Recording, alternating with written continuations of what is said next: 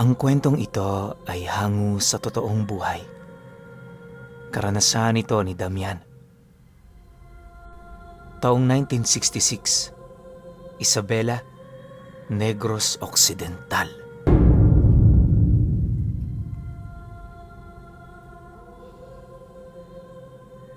Hindi na bago para kay Damian ang mga usaping ukol sa mga aswang. Mula pagkabata hanggang sa pagtungtong niya ng edad 23 anyos, halos magsawa na siya sa mga istorya na araw-araw binabahagi ng mga katrabaho niya sa kanya. Sa ganun niyang edad, siya na ang tumayong ama't ina sa pamamahay nila.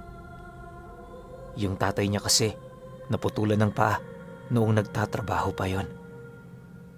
Ang kanyang ina naman, mahina na, tapos may sakit pa sa puso. Hindi naman niya maaaring isama ang dalawa niyang kapatid, gawa ng may mga sakit din yun sa pag-iisip. Bagaman pakiramdam ni Damian na sinalunan nila ang lahat ng kamalasan, patuloy pa rin siyang nagbabanat ng buto para sa pamilya niya. Ang palagi niya noong iniisip, hindi sa lahat ng oras, ganun sila. Araw-araw kapag nasa trabaho siya, pilit siyang naghahanap ng mga taong makakatulong sa kanya. Hindi tulong pinansyal, sa halip, tulong espiritual. Naniniwala si Damian na napakahalaga ng ganoong bagay para sa kanya upang maipagpatuloy niya ang kanyang mga gawain sa pang-araw-araw. Sa loob ng halos ilang taon na niyang pagbabanat ng buto para sa kanyang pamilya, pili lamang ang mga taong nagiging takbuhan niya tuwing siya ay may problema. Kabilang sa mga ito yung mga tiyuhin at tiyahin niya at ang iilan naman niyang mga kaibigan na lubos naman niyang naaasahan. Pero ayon kay Damian, ang pinakanalalapitan niya sa lahat, walang iba kundi yung pinakapanganay na kapatid ng kanyang ama. Ayon sa kanya na, habang nagtatrabaho siya noon, ito lahat ang sumasalo ng pangangailangan nila. Meron kasi yung mumunting tindahan, kaya kahit papaano, nakapagbibigay yun sa kanila. Alam niyo, Pinuno, galing Capiz ang kapatid na yon ng tatay ni Damian at napilitan lamang yung lumipat sa kanilang lugar matapos nitong malaman ang tungkol sa kalagayan ng kapatid nito. Mula noon, nangako yun sa kanilang tutulong sa abot ng makakaya nito. Labis naman niyang ikinatuwa yun kahit papaano, gawa ng paunti-unti natutupad nito ang pangako sa kanilang pamilya. Dahil sa mabubuting gawa ng tiyuhin niya, kapag wala siyang trabaho, pumupunta siya sa tindahan nito para tumulong. Lahat ng trabaho doon ni Damian libre. Umaasang sa pamamagitan nun, makabawi man lang siya kahit konti. Sa pagsapit ng taong ito, hindi may pagkakaila ni Damian ang paglago ng tindahan ng tiyuhin niya. Maliban doon, nagkaroon din to ng karagdagang negosyo sa karatig baryo, kung saan isa yon sa mga nagbibenta ng bultuhang ani ng bigas. Nagkaroon na rin yon ng iilang mga trabahador, kaya na may hindi maipagkakaila ni Damian ang pagiging angat nito sa buhay. Gayunpaman, pinili niya pa ring manatili sa sakahan para magtrabaho. Ni minsan hindi siya nagmakaawa sa tiyuhin niya, napapasukin siya sa negosyo nito. Sa isip-isip niya, ayos lang yun. Wala naman siyang pagpipilian kung ayaw talaga siya nitong kunin. Makakapagtiyaga pa naman siya sa palayan kahit buong araw doon ang trabaho nila. Sa paglipas pa ng mga araw, nagpatuloy ang trabaho niya sa bukid. Pagod na pagod man ang katawan, pinilit niyang gumalaw sa kadahilanang kung hindi siya kikilos, paniguradong magugutom silang magpamilya. Ayaw naman niyang mangyari yon, lalo pat aminado siya na kargo de konsensya niya ito. Isang hapon, habang naglalakad si Damian patungo sa bahay ng tiyuhin niya, bahagya naman siya noong natigilan matapos niya yung makasalubong kasama ang iilan nitong mga tauhan. Pagsipat naman ito sa kanya, dali-dali naman yung lumapit habang nagwiwika ng, O Damian, pupunta ka pala sa tindahan. Tamang-tama, ikaw na muna ang magbantay doon. Aabutin ako ng gabi bago makauwi. Bahala na kayo doong magsara, ha? Huwag kang mag-alala. Dadalhan ko ang mga magulang mo ng pagkain. Nang marinig naman ni Damian ang sinabi nito, masaya naman siya doong sumagot ng, Sige ho, tiyo. Kung yan ang gusto ninyo. Mag-iingat ho kayo. Matapos naman ang kanilang pag-uusap, dali-dali naman siyang naglakad patungo sa tindahan nito. Ilang oras pa ang lumipas, napakadilim na ng buong paligid. Sila Damian at ang iilang tauhan ng tiyuhin niya kasalukuyan na noong naghihintay sa labas ng tindahan. Hindi kasi sila doon maaaring umalis, lalo na kung hindi pa yon dumarating. Pagtungtong naman ng 8:00 ng gabi, sakto naman ang pagdating nito, kaya na may minabuti naman nila doong sumunod patungo sa pamamahay nito. Habang binabagtas nila noon ang daan, todo naman ang paghingi nito ng tawad sa kanila, gawa ng hindi nito nasunod ang inilahad nitong oras. Nang marinig naman nila Damian ang sinabi nito, wala naman silang nagawa, kundi yon ay palagpasin. Makalipas pa ang ilang minutong paglalakad, narating na nga nila ang bahay ng tiyuhin niya. Pagpasok naman nila sa loob, agad naman itong pinauwi ang kanyang mga tauhan. Nangakmang aalis na noon si Damian, mariin naman siyang inabisuhan ng tiyuhin niya na manatili muna. Pagbibiro pa nito sa kanya na, Damian, tauhan ba kita? Dahil sa sinabi nito, tumawa lang naman siya, gawa ng hindi niya inaasahan na may lakas pang magbiro ang tiyuhin niya sa nakakapagod nilang maghapon.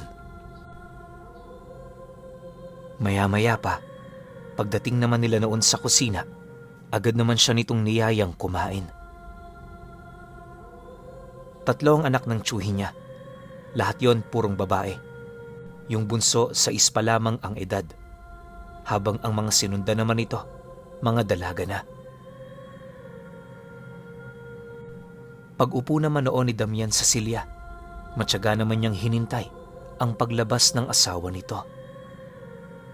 Sa tinagal-tagal na kasi nilang pagsasama ng tiyuhin niya, ni isang beses, hindi niya pa yon nakita.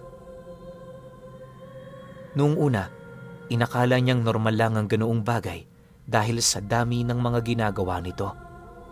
Subalit habang tumatagal, unti-unti na yung nagiging palaisipan para sa kanya. Hindi naglaon, tuluyan na lamang nakalimutan ni Damian ang tungkol sa bagay na yon. Lumipas pa ang ilang minutong paghihintay. Doon niya nasipat ang isang babaeng kasakasama ang tiyuhin niya. Nang hihina na yon at sa estado ng katawan nito, para bang malapit na yung bumigay. Wala na rin yung kakayahan na makapaglakad ni makahakbang lamang. Sa lahat ng oras at pagkakataon, nakaalalay ang tiyuhin niyang yon sa asawa nito. Pag-upo naman ito sa harapan niya, ramdam naman niya ang lalim ng hininga nito.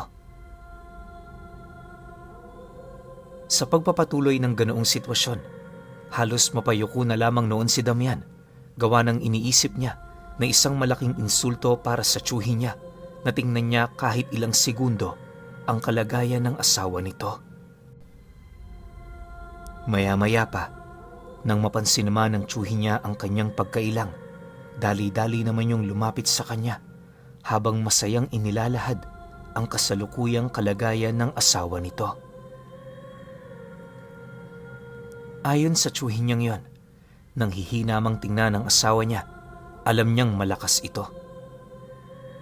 Pagtatapat pa ng tsuhin niya na kaya hindi nakikita ni Damian ang tiyahin niya ay dahil sa iniinda nitong kalagayan. Dagdag pa nito na meron siyang rason kung bakit itinago niya sa loob ng matagal na panahon ang tungkol sa bagay na yon.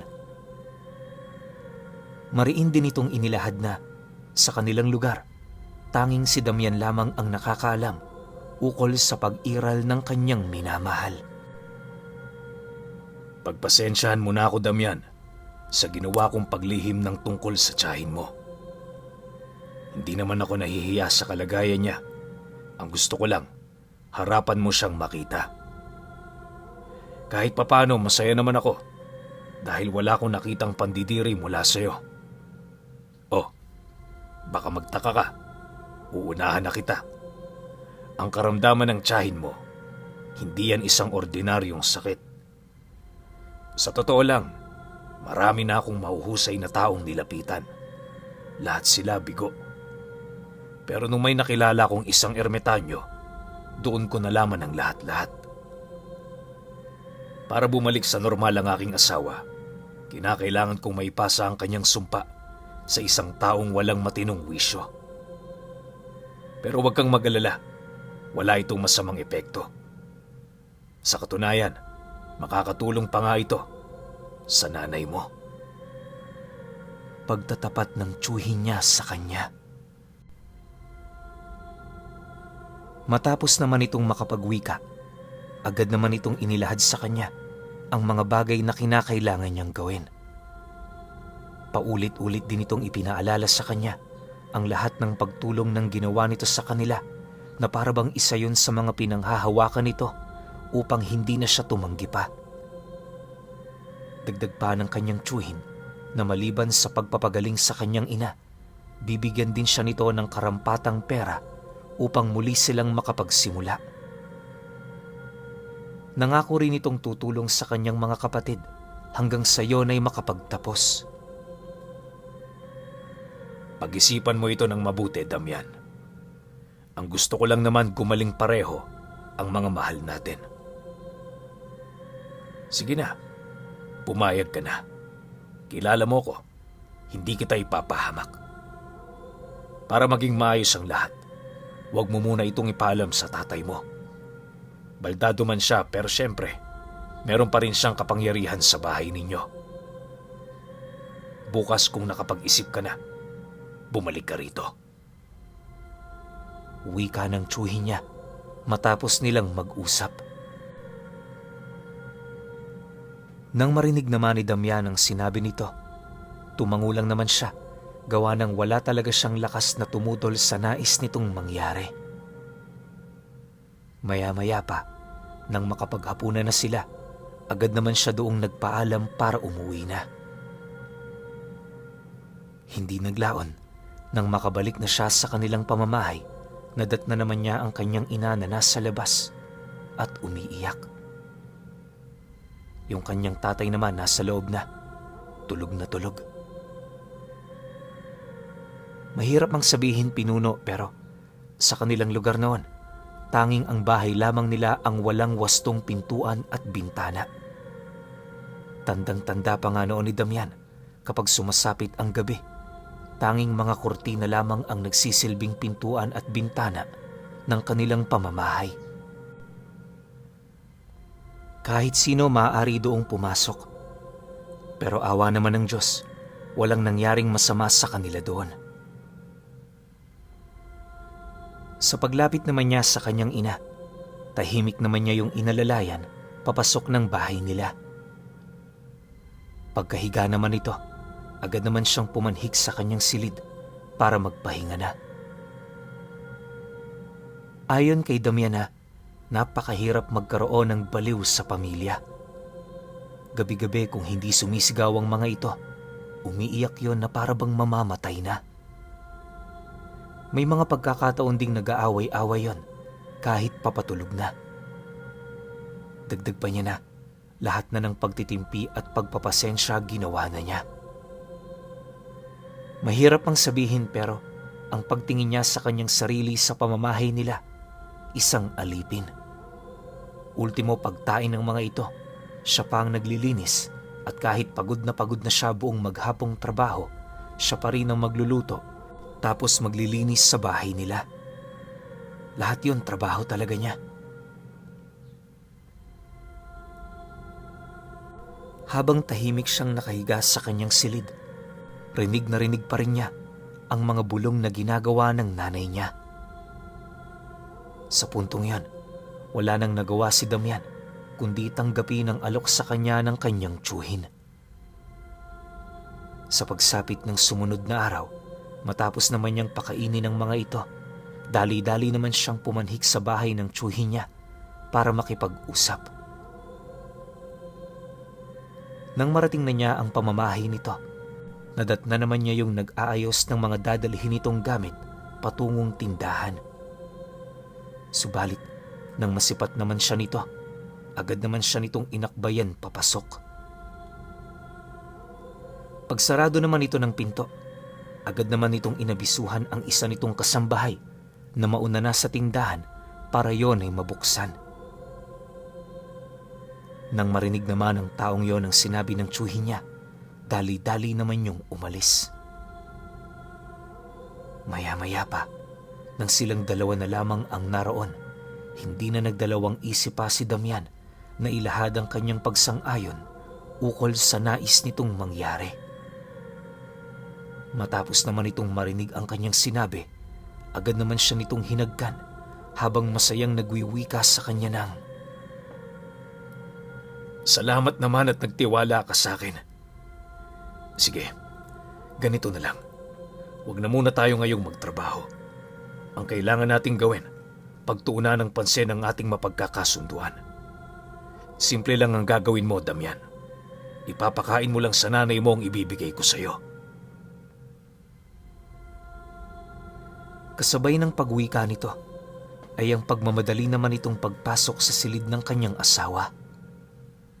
Maya-maya pa, nang makabalik na ito, meron na yung daladalang supot na naglalaman ng itim na tela. Pag-abot naman ito sa kanya, dali-dali naman siyang nagpaalam upang sundin ang iniutos nito. Kinahapunan, pagbalik niya sa bahay ng tiyuhin niya, agad naman niyang inilahad dito na nagawa na niyang maipakain sa kanyang ina yung batong kulay itim na ibinalot nito sa tela. Inilahad niya rin dito kung gaano kabaho ang bato na ipinakain niya sa kanyang ina. Ayon sa kanya, nakasampung hugas na siya noon ng kanyang kamay pero hindi pa rin maalis-alis ang baho nito. Nang marinig naman ito ang kanyang sinabi, tumawa lang naman yon habang inilalahad sa kanya na normal ang ganoong amoy dahil sa binubuo ang batong yon ng purong sumpa. Sa paglipas pa ng mga araw, sa kauna-unahang pagkakataon, naranasan ni Damian ang pakiramdam ng isang taong walang ibang ginagawa kundi ang magpahinga buong maghapon. Yung ibinigay kasing pera ng tiyuhin niya, nasisiguro niyang hindi niya yon kayang ubusin kahit ilang taon pa ang dumaan. Subalit, sa pagsapit ng sumunod na buwan, meron na siyang napapansing kakaiba sa kanyang ina. Kagaya ng inaasahan, bumalik ngayon sa normal pero sadyang kakaiba na ito. Ayon sa kanya, kapag umaga nakakausap naman nila yon ng normal, pero pagtungtong ng 3:00 ng hapon, bumabalik naman yon sa dati. Hindi lang yon, nagiging madalas na ang pag-angil nito habang pilit na iniuunat ang buo nitong katawan. Hindi na rin nakakatulog ng mahimbing itong si Damian sa kadahilanang kapag pumapatak ang 2:00 ng madaling araw, sumisigaw ng napakalakas ang kanyang ina. Matapos nun, doon pa lamang mag-uumpisa ang isa na namang pangkaraniwang araw nito. Akala niya, rebuelta lang yon ng sumpa pero sa pagtagal pa, unti-unti na siyang nagdududa. Isang hapon, nadatnan niya ang kanyang ina. Nasa labas ng bahay nila, panay ang pagsuka ng napakalapot na laway. Pagsilay naman ito sa kanya, dali-dali naman yung humingi ng tulong na parabang hindi na yon nakakahinga buhat sa mga malalapot na laway na pilit lumalabas sa sikmura niya. Paglapit naman doon ni Damian, agad naman niya yung tinulungan habang tinatanong ito ukol sa mga bagay na kasalukuyan itong nararamdaman. Nang marinig naman yon ng kanyang ina, napaiyak lang naman ito habang nagwiwika sa kanya ng, "Hindi ko na alam anak ang mga nangyayari. Ano ba talaga to? Pakiramdam ko dalawa kaming naninirahan sa katawan ko." Matapos naman itong makapagwika, pilit naman itong hinihila papalabas ang laway nitong halos hindi maputol-putol. Mabuti na lang, nang akmang mawawala na ng malay ang kanyang ina, merong napadaang albularyo sa bahay nila.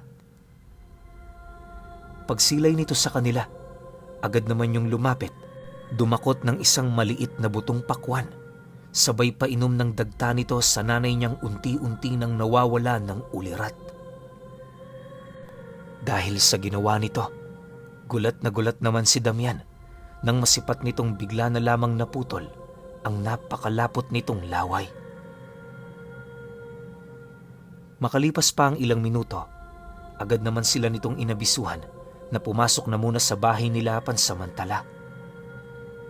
Pagdating nila sa loob, dali-dali namang ibinaba ng albularyo ang lahat ng kurtina.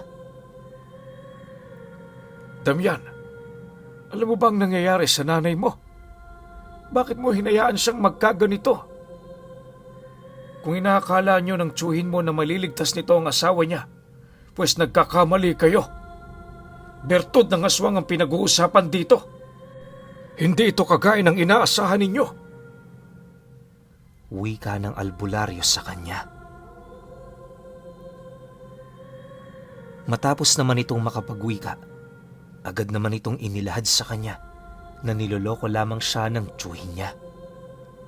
Pagtatapat pa nito na, dahil sa desperado na yung mapagalingang asawa nito, wala na yung kinikilala. Lahat ng pagkakataong maaaring makatulong doon, pilit yung nagbabakasakali.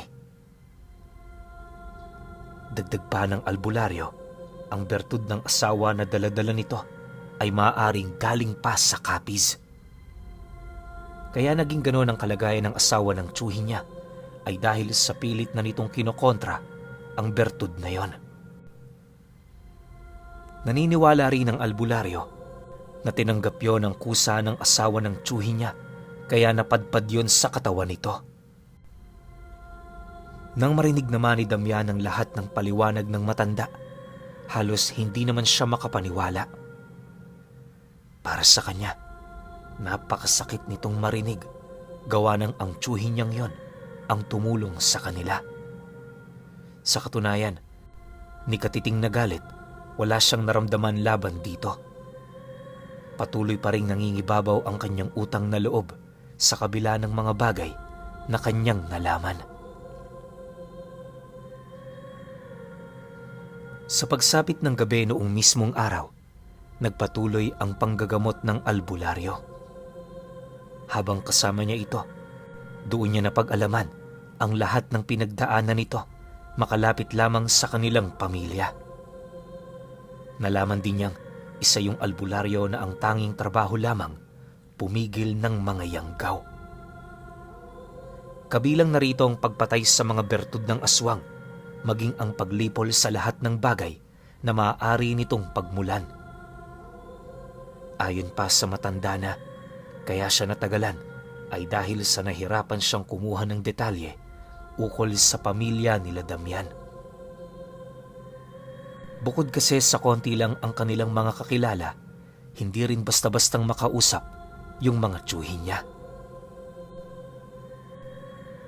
Makalipas pa ang ilang minutong pag-uusap, bahagya naman siya noong natigilan matapos niyang masipat ang albularyo na may ipinasok na isang maliit na kawayan sa lalamunan ng kanyang ina.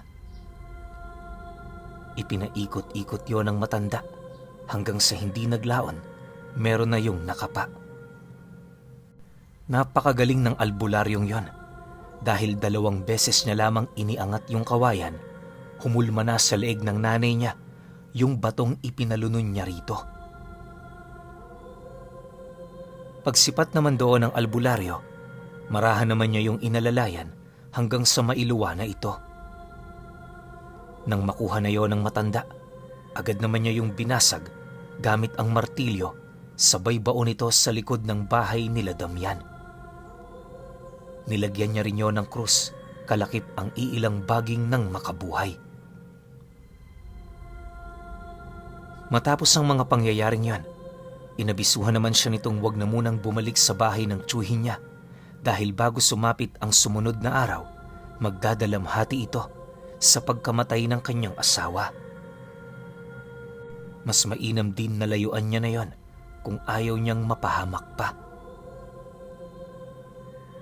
Nang marinig naman ni Damian ang sinabi ng matanda, wala na siyang nagawa kundi yon ay sundin. Sa pagsapit ng sumunod na araw, nagkatotoo ang hula nito.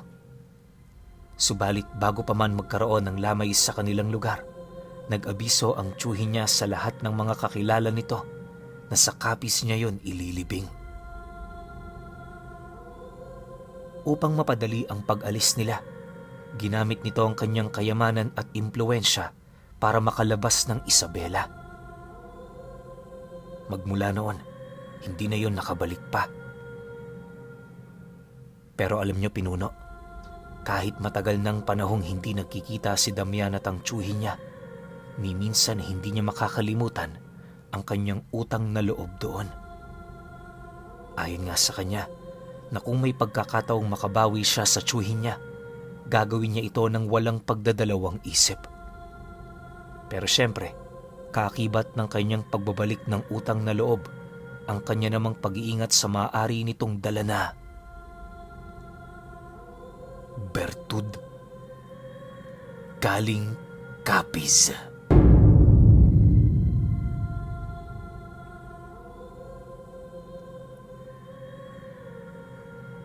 Okay. Opinyon ko sa kwento. Di ko magets no? Nalagay na nga sa alanganin yung buhay ng nanay ni Damian o ng nanay mo, Damian, nang dahil sa tiyuhin mo. Tapos nagkaroon ka pa ng sobrang laki o sobrang daming utang na loob dito. Yung ginawa sa'yo ng tiyuhin mo, hindi na mababayaran ng pera yun eh. Kasi gusto niyang patayin yung nanay mo. O kung hindi man niya gustong patayin, gusto niyang ipasa yung sumpa ng asawa niya sa nanay mo para yung nanay mo naman yung maghirap. 'Di ba? Kasi iniyakan na nga siya ng nanay niya eh. Ultimo yung nanay niya naguguluhan din sa sarili nito kasi hindi niya alam kung ano yung nangyayari.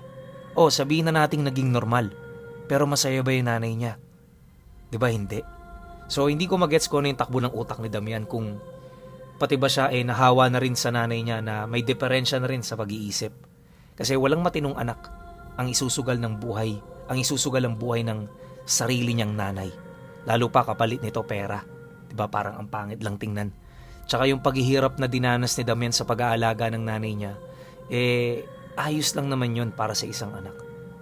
Diba? Hindi ko alam kung anong pumasok sa utak nito ni Damian. Kaya ako, medyo nainis ako sa kwento. Hindi ko trip, pero syempre, kayo pa rin. Kung may opinion kayo sa kwentong ito, comment nyo lang sa baba. Yun lang. Hanggang sa susunod na kwento. Salamat.